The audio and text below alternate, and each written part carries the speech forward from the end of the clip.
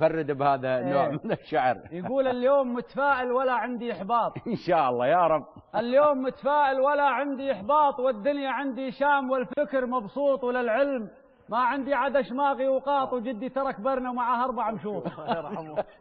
وللعلم ما عندي عدا شماغي وقاط، وجدي ترك برنا ومعه 4 مشوط، وترك قناعة وعزة النفس وبساط، واعتز ببساطة ولو صاير خيوط، وشمايله تاجوا على صدري انواط، وانا سفير الشعر واستاهل النوت، تفاخر اليونان بافكار سقراط، وانا تفاخر في تراثي ومضبوط، انا بدوي يشهد لي الجود حطاط، ونمنع من العيط ما صير بلوط، وانا بهجير الصيف وبرودة شباط، اصيد ذيابه ولا صيد شبوط، وقصيدتي هذه ترى له رباط، وانا بتقاليد العرب حيل مربوط، شدا خبر عاجل على بعض الأوساط، واشوف واحد من علابيه مشحوط، سمعت لجة وصوت غاضب وصخاط، وشايب طلع يركض عليه ثوب مشعوط، وعجوز بيده خمره وطوب شخاط، وواحد يشتم يعلم الله مشخوط. وانتشروا والشرطة وبعد جو ضباط، وواحد وقع شالوه مخطر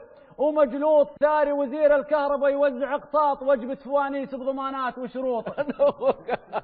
ثاري وزير الكهرباء يوزع اقساط، وجبة فوانيس بضمانات وشروط، والفولتية عندنا 4 واط، والمروحة ما تشتغل ضاربه شوط، ونوابنا بلبنان سهرات وصماط، وحنا ابونا بنقرة الضيم مصموط.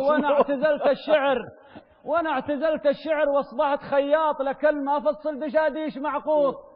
افصل كفانه غدا موتنا افراط، مرات اقول اخاف حنا عرب لوط، يقول صبر جلودنا شافت اصوات، كل يوم جلاد يتعلم على الصوت، وطرى علي مشعان من خلفة رباط، عبدي وخواره من سلالات زقروط، شاعر قوافية مثل فعله نشاط، يرسم بريشة فن ما ساطن صوت، للنغلمة بنفس المعاناة خطاط، ومولده من العام ما شاف مازوط. ما شاف لا ينطونا غاز، لا ينطونا شيء، لا كهرب زين يوزع فوانيس. هذا وزير الكهرباء مكان ان ينطي كهرباء وتشتعل الكهرباء عندنا الربع 10 سنين، هذه واحدة من الوزارات الخدمية. عجز لا يحله ووزع فوانيس الرجال، همزة والله خير. هو شنو اللي نحل بهالبلد؟